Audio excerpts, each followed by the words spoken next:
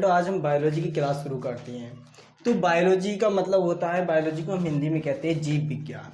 तो देखिए जीव विज्ञान बायोलॉजी होती क्या है। तो बायोलॉजी को हम परस्पर अभी तक हमने 10th क्लास में पढ़ा था कि फिजिक्स केमिस्ट्री बायोलॉजी तीनों साइंस एक ही में थी। अब हमने क्या कर दिया है, इंटर क्लास है हमारी, और इंटर क्लास में हमने तीनों साइंस को अलग अलग डिवाइड कर दिया है।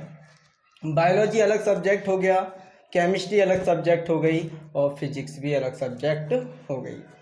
तो जिससे आज हम बायोलॉजी की क्लास स्टार्ट कर रहे हैं। तो बायोलॉजी क्या है? बायोलॉजी को हम कहते हैं जीव विज्ञान, और जीव विज्ञान को हम दो शाखाओं में बांटा है। तो दो शाखाओं में बांटा है। तो जीव विज्ञान को दो शाखा हो गई हमारी। पहली शाखा हो गई जूलॉजी, जिसे हम जंतु विज्ञान कहते हैं। दूसरी शाखा हमारी हो गई बॉटनी, जिसे वनस्पति विज्ञान कहते हैं। ये दोनों बायोलॉजी के अंतर्गत आती हैं। जंतु विज्ञान जिसमें छोटे से लेके बड़े जीव जंतु या विशालकाय जीव जंतु तक आते हैं। वनस्पति विज्ञान जिसमें छोटे या छोटे प्लांटों से लेके बड़े बड़े प्लांटों तक आ जाते हैं। तो देखिए सभी जीव जंतु पेड़ पौधों का जितना भी अध्ययन किया जाता है वो बायोलॉजी के अंतर्गत किया जाता है। तो फादर ऑफ बायोलॉजी, हम बात करते हैं फादर ऑफ बायोलॉजी की। तो फादर ऑफ बायोलॉजी अरस्तु को कहा जाता है। अब अरस्तु ने दो शाखाओं के बांट दिया, classification of biology, zoology and botany. तो सबसे पहले हम बात करेंगे जूलॉजी की। तो फादर ऑफ जूलॉजी एरिस्टोटेल को कहा जाता है। दूसरी आ जाती है शाखा हमारी वनस्पति विज्ञान, botany. Father of botany Theophrastus के लिए कहा जाता है। तो आज हम बायोलॉजी का पहला चैप्टर स्टार्ट करते हैं, और पहले लेसन का नाम है हमारा जीवों में जनन। तो प्रिय स्टूडेंटों, जीवों में जनन होता क्या है? तो देखिए जीवों में जनन की एक विधि होती है। तो हम जीवों के जनन के बारे में आपको समझा रहे हैं। प्रजनन द्वारा जीवधारी अपने समान संतति को उत्पन्न करता है या उन्हें जन्म देता है। इसे जीव प्रजाति पीढ़ी दर पीढ़ी सृष्टि में बनी रहती है। तो जीवों में जनन सभी में होता है, और सभी जीवधारी अपनी जैसी संतान उत्पन्न करने के लिए जनन करते हैं। और ये जनन दो प्रकार का होता है। हमने इन जनन को दो प्रकार को बांट लिया। तो पहला जनन होता है हमारा लैंगिक जनन। अलैंगिक जनन एसेक्सुअल रिप्रोडक्शन। दूसरा जनन होता है हमारा लैंगिक जनन, सेक्सुअल रिप्रोडक्शन। अब हमने दोनों जनन को अलग अलग बांट दिया। तो दोनों जनन की अलग अलग विधि होती हैं। और जनन का मतलब होता है कि प्रत्येक जीवधारी जंतु, पेड़ पौधे या सभी जीवधारी या प्राणी जगत अपनी जैसी सेम संतानें उत्पन्न करता है। कहने का मतलब है कि प्रजनन या जनन का मतलब होता है बच्चे उत्पन्न करना, और बच्चे उत्पन्न करने की सर्वोत्तम विधि होती है। तो दो विधियों में हम बच्चे उत्पन्न करने की बात करते हैं। तो अलैंगिक जनन एसेक्सुअल रिप्रोडक्शन, लैंगिक जनन सेक्सुअल रिप्रोडक्शन। अब हम इसी पॉइंट में अगला पॉइंट पहले ही पॉइंट क्लियर करेंगे, अलैंगिक जनन सेक्सुअल रिप्रोडक्शन। अलैंगिक जनन सेक्सुअल रिप्रोडक्शन इसे इंग्लिश में कहते हैं। अब इसके हम कुछ पॉइंट ले रहे हैं पहले। तो पहले हम डेफिनेशन के तौर पर इसकी डेफिनेशन रखते हैं। वह जनन जिसमें एकल जीव संतति उत्पन्न करने की क्षमता रखता है। वह जनन जिसमें एकल जीव संतति उत्पन्न करने की क्षमता रखता है, अर्थात संतति एक दूसरे के समरूप और अपने जनक से आनुवांशिक रूप से समान अर्थात क्लोन होती है। तो इसमें हम कह सकते हैं कि जो संतति उत्पन्न होती है वो अपने पूर्वजों या जनक के सेम होती है, बिल्कुल समान होती है, बिल्कुल डिफरेंट नहीं होती है। इसलिए अलैंगिक जनन में एकल जीव ही संतति उत्पन्न करने की क्षमता रखते हैं। जैसे अमीबा एकल जीव अपने क्लोन के माध्यम से दो भागों में डिवाइड हो जाता है, उसमें न्यूक्लियर डिवाइड होता है। अगला पॉइंट को हम लेते हैं अलैंगिक जनन।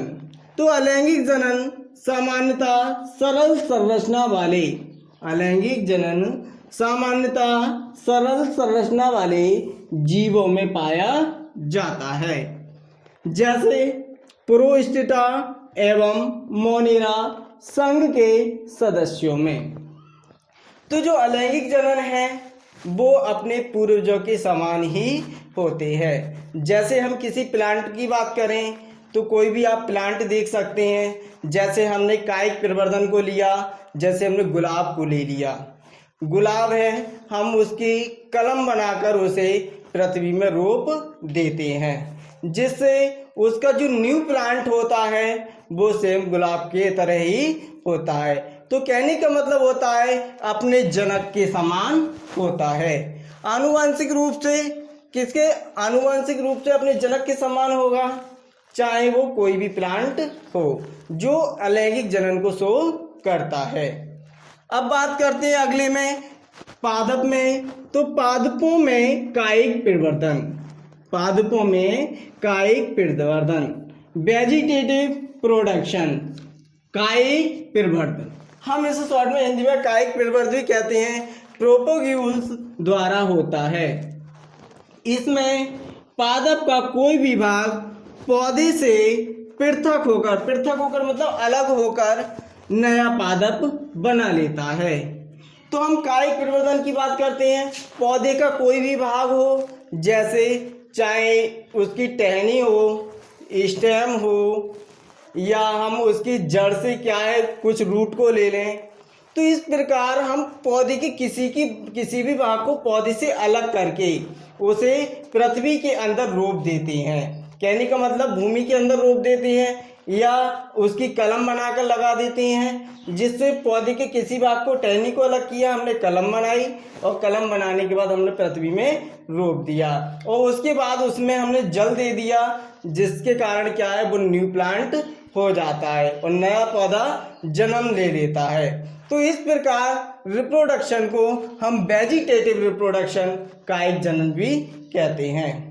कुछ जनन ऐसे होते हैं जो लीफ लाइफ स्ट्रक्चर से भी होते हैं, पत्तियों द्वारा भी नए पौधे को जन्म मिल जाता है। तो अगले पॉइंट की हम बात करते हैं अनेक निम्न श्रेणी के प्राणियों में। तो अनेक निम्न श्रेणियों के प्राणी जो होते हैं उनमें पुनरुद्भवन की क्षमता पाई जाती है। तो पुनरुद्भवन की क्षमता पाई जाती है, तो जैसे एग्जाम्पल में हमने लिया हाइड्रा स्पंज और प्लेनेरिया आदि इसमें आते हैं। तो हम बात करें अलैंगिक जनन की विभिन्न विधियां हैं जिसमें अलग अलग विधि द्वारा होता है। तो देखिए कि अलैंगिक जनन की जो विधियां होती हैं उनमें नए नए तरीके से जनन होता है। आपने देखा है, हम कद्दू की बेल को देखें या लौकी की बेल के लिए देखें या तुरैया की बेल के लिए देखें, अदर हम किसी का भी एग्जाम्पल ले सकते हैं। इनमें जैसे कि नर और मादा पुष्प एक ही बेल पर पाए जाते हैं, किसी की बेलें होती हैं तो किसी के प्लांट होते हैं, किसी का तना कोमल होता है तो किसी का तना कठोर होता है। तो दोनों तरीके के हमें मिलेंगे एसेक्सुअल रिप्रोडक्शन में, कोमल भी मिलेंगे और कठोर भी मिलेंगे, प्लांट भी आते हैं और बेलें भी आती हैं। तो जैसे हमने एग्जाम्पल करें कद्दू की बेल का, तो उस पर नर पुष्प अलग होता है और मादा पुष्प अलग होता है। नर पुष्प की उत्पत्ति होती है, उस पर कोई फल की उत्पत्ति नहीं होती, जबकि मादा पुष्प खिलने से पहले उस पर फल की उत्पत्ति हो जाती है। जैसे कद्दू पहले ही अंकुरित हो जाता है, जब कद्दू बनता है उसके बाद ही पुष्प का खिलना प्रारंभ होता है। तो इस प्रकार नर और मादा पुष्प दोनों एक ही प्लांट पर पाए जाते हैं। तो इसी प्रकार एकल जीव संतति उत्पन्न करने की क्षमता रखते हैं। तो अलैंगिक जनन वही विधि है कि जिसमें एकल जीव संतति उत्पन्न करने की क्षमता रखता है, अलैंगिक जनन कहलाता है। आपको अच्छे से समझ में आ गया होगा कि अलैंगिक जनन क्या है। तो अलैंगिक जनन एक बार मैं फिर दोहरा देता हूँ कि जनन की वह सर्वोत्तम विधि जिसमें एकल जीव संतति उत्पन्न करने की क्षमता रखता है। तो एकल जीव संतति उत्पन्न करने की क्षमता रखेगा, कहने का मतलब होता है मेल और फीमेल पोर्शन एक ही में ज्वाइंट मान सकते हो, या फिर उनका उत्पत्ति क्लोन मान लो, या न्यूक्लियस मान सकते हैं, जिसके द्वारा वो अलग अलग दो भागों में डिवाइड हो जाता है और एक पुत्री कोशिका से दो पुत्री कोशिका का निर्माण हो जाता है। अमीबा में द्विविभाजन। एक कोशिकीय जीवधारी जैसे अमीबा में समसूत्री विभाजन के फलस्वरूप एकमात्र कोशिका दो संतति कोशिकाओं में बट जाती है।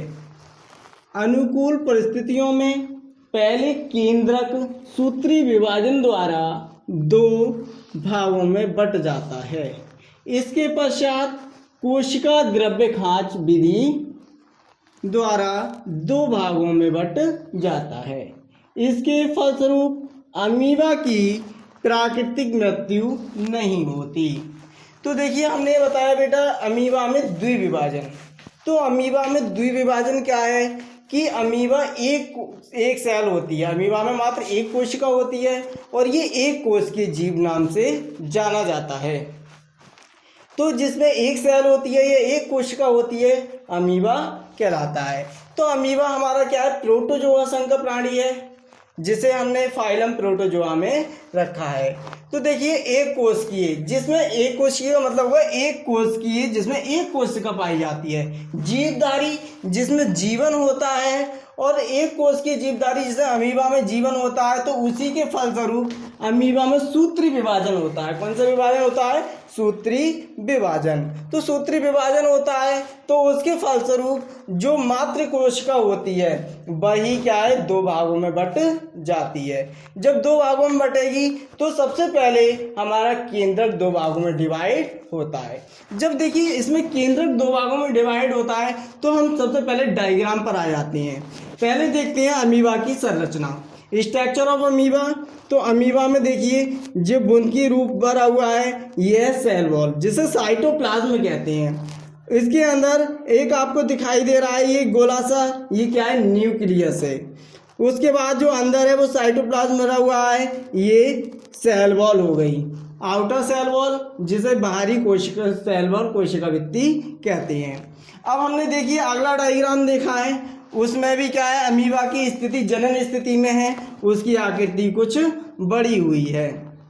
अब बात करते हैं खांच की। हम तीसरे स्टेप में आते हैं। तो हमने इसके लिए इसका नाम ले लिया ए, और इस स्ट्रक्चर का नाम ले लिया बी, और इस स्ट्रक्चर का नाम ले लिया हमने सी, और इस वाले स्ट्रक्चर का नाम ले लिया डी, और इस वाले स्ट्रक्चर का नाम ले लिया हमने ई।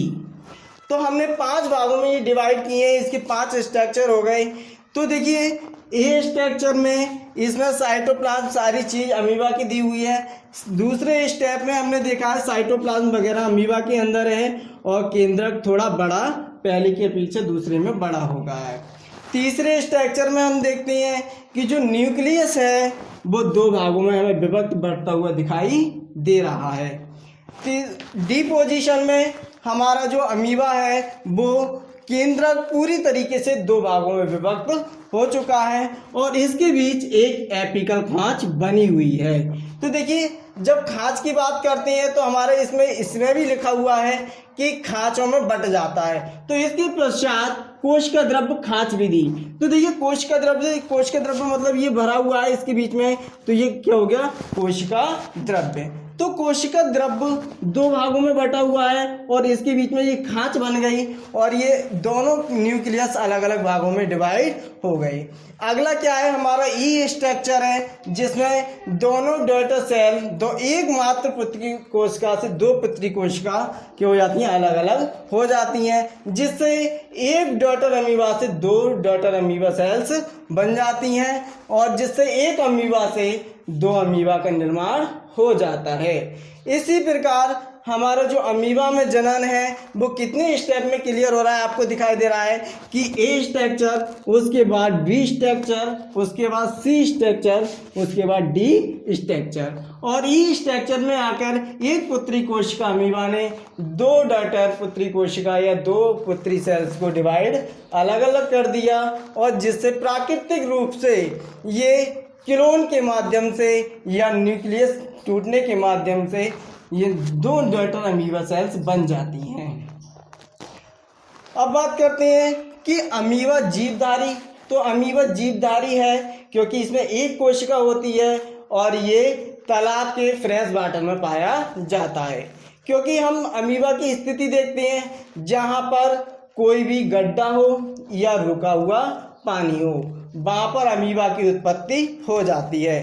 चाहे जो पानी है, देखिए जो हमारे पानी में पलने वाले जीव हैं, चाहे वो प्रोटोजोआ संघ के प्राणी ज़्यादातर जल में ही जीवन व्यतीत करते हैं, चाहे वो अमीबा हो, चाहे पैरामीशियम हो, चाहे यूग्लिना। तो इस प्रकार जो प्रोटोजोआ संघ के प्राणी होते हैं वो हम अमीबा को डिफाइन कर लेते हैं। तो अमीबा को अभी हमने डिफाइन किया था कि एक कोश की है, तो एक कोश के मतलब जिनमें एक कोशिका पाई जाती है, और जीवधारी जिनमें एक कोशिका होते हुए भी जीवन की संभावना होती है, और ये खांच के माध्यम से दो भागों में बंटती है और न्यूक्लियस डिवाइड होता है जिससे ये दो भागों में बंट जाता है। वीडियो देखने के लिए धन्यवाद। चैनल को सब्सक्राइब करें, चैनल को सब्सक्राइब करना ना भूलें।